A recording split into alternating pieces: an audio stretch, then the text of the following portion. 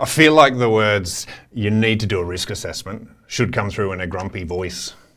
There's just something about being asked to do a risk assessment that doesn't sound exciting. It sounds boring. It sounds, I'll admit it, I'm kind of, when someone says, oh, have you done a risk assessment? I'm thinking, oh my goodness, you party pooper. But the reality is, absolutely central to project management is making sure that you don't make anyone sick or dead or steal any money or, all of these things that could go wrong. And we go, oh no, they'll never happen. But guess what? They do. Okay, and so a risk assessment is actually a really important component. Without going overboard, a risk assessment is a really important component and important way of looking at your project. This is not about necessarily tying you up with more paperwork.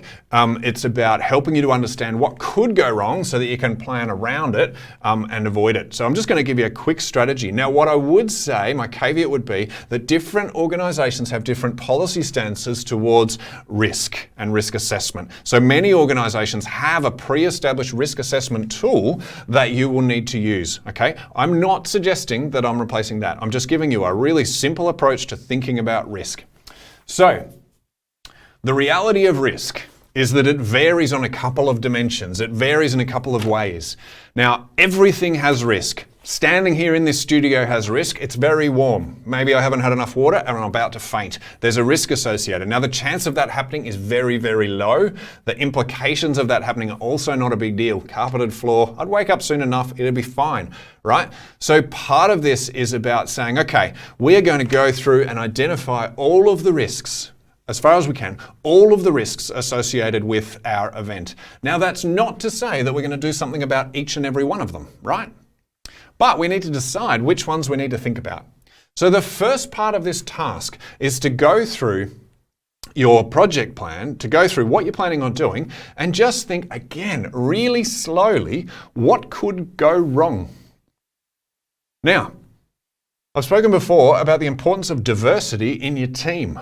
Now, if you've done a good job of creating your team, you have somebody in there who is just constantly going, oh, but Jimmy will trip on that.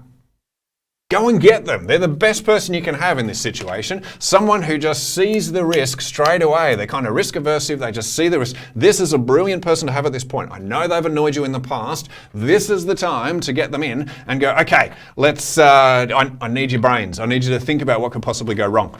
So the first thing, have a look at every single thing that you do and go, what are the risks associated? Particularly things like your site map. If you've got an event, what are the risks? And you can see in the other video where I talked about the tripping hazard on the cables, just think really, really slowly, what are the risks associated? Also think about the kind of existential risks. What are the risks? Is there a risk that no one will come if it rains? Okay, is there, is an outside event? What are all of those risks? Because this is not just about mitigating the risk associated with damage or hurting someone or costing money. It's also risks associated with the success of your event, okay? So I want you to think through, put your negative hat on for a little while, just a little while, I'll get you to take it off later, but think through and create a list of all of those things that are there. So if I was thinking, let's say we created, look, I'll go back to an event I used to run, and the event was called Bludge. And lots of people didn't like that name, but the kids did. And it basically had music. It had food sometimes, a space to hang out, dancing. They did actually dance. I don't know, let's call it that. And basically, if I was to go through this, I'd go, okay, what are the risks? I was letting the kids choose their own music, so inappropriate music might be a risk. Stealing my stuff, so losing the stereo. Breakages. There could be volume, that might be a risk with the police. It was a risk with the police, it happened. So we've got all of these different things. And I want you to go through really carefully and think, what are all of the risks? I don't care if you think, it's minimal, but we need to do this on purpose, right? So we need to decide, no, that's minimal and we don't need to deal with it. So once you've done that, then what we're going to do is just start to chart them. so that we can work out which ones we need to deal with and which ones perhaps we can avoid. Or just, go, okay, yep, it's acknowledged, but it's not that big a risk. Now, if we think about risks, they vary in a couple of ways. So they vary in likelihood. Likelihood, right? So the chances of something happening is an important factor. So for instance, there's plenty of big events that have a risk evaluation of a terrorist attack. Okay, now this might not be an issue if you're in, Albury-Wodonga and planning a mother's group, but sometimes it might be. Now, the reality of a terrorist attack is it's actually the chances of it happening are really, really low. Okay, so likelihood is an important factor. Even if the implications are really high, likelihood is an important factor. The other part is impact. Oh, I'm off the screen. Impact.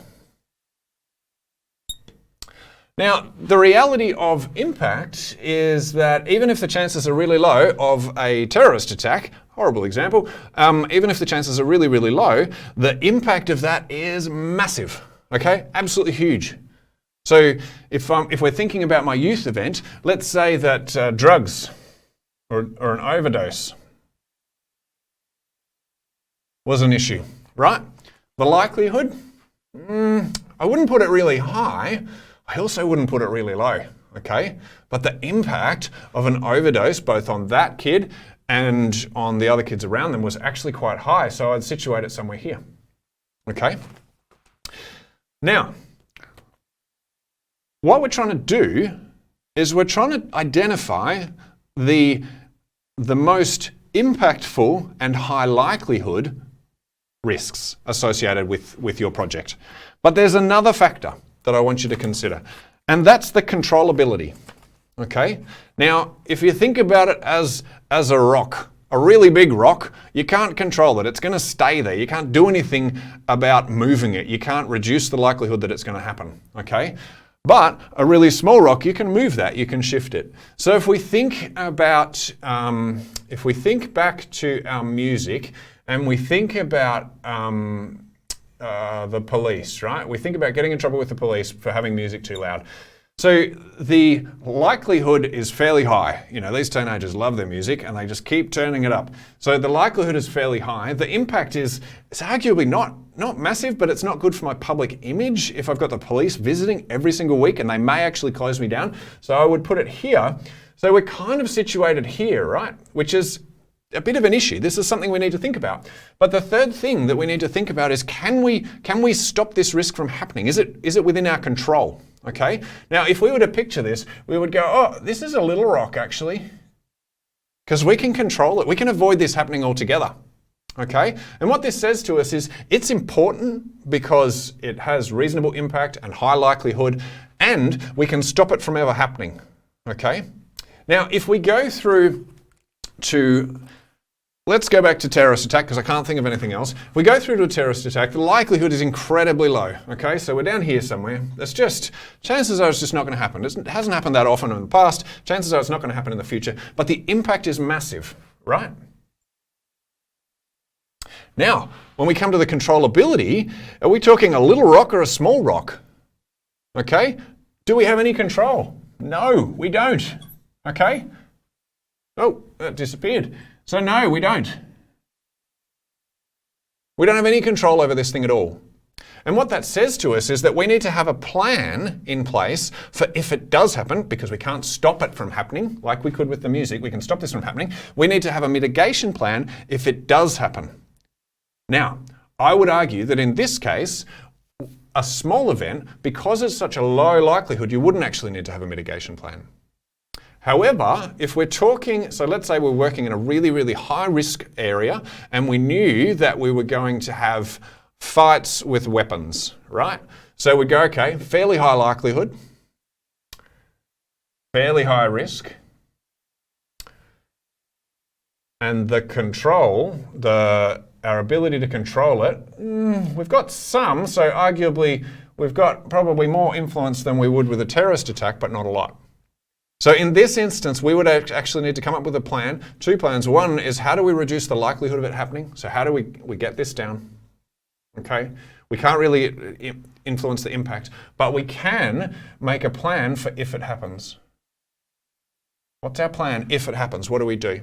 Okay, when things go wrong, when the best prevention doesn't work, what do we do in response? Okay, now this process is a really easy and fun way, of thinking about your event and making sure that you've got a clear account of how you're going to avoid risk in the first place. So how you're going to kind of get around it and change it, what strategies are you going to take, and then how you're going to manage it, right? So the bigger the circle is, the more likely that you're going to have to manage it. The smaller the circle, the less likely. But what you're looking for is to deal with things that are kind of in this area, right? So deal with things that have reasonably high impact and reasonably high likelihood. There's very little point dealing with, certainly prioritizing things that have very low likelihood and very low impact, okay? But it's important to map them out and be honest with yourself and ask whether this has high likelihood and high impact, because sometimes we just like to be a little lazy. And this process is about making sure that you're not lazy and really thinking it through. So think carefully about who you get in the team to be involved in this process to articulate exactly what you're going to do. The next part of this is writing it down, okay? Make sure you've got a plan, implement the plan. This helps you to map it out and identify exactly what the most important thing is. Give it a go, you'll be surprised. It's not as bad as the risk evaluation form that you might have to fill in for work. So give that a go, you'll find it really helpful for identifying the challenges.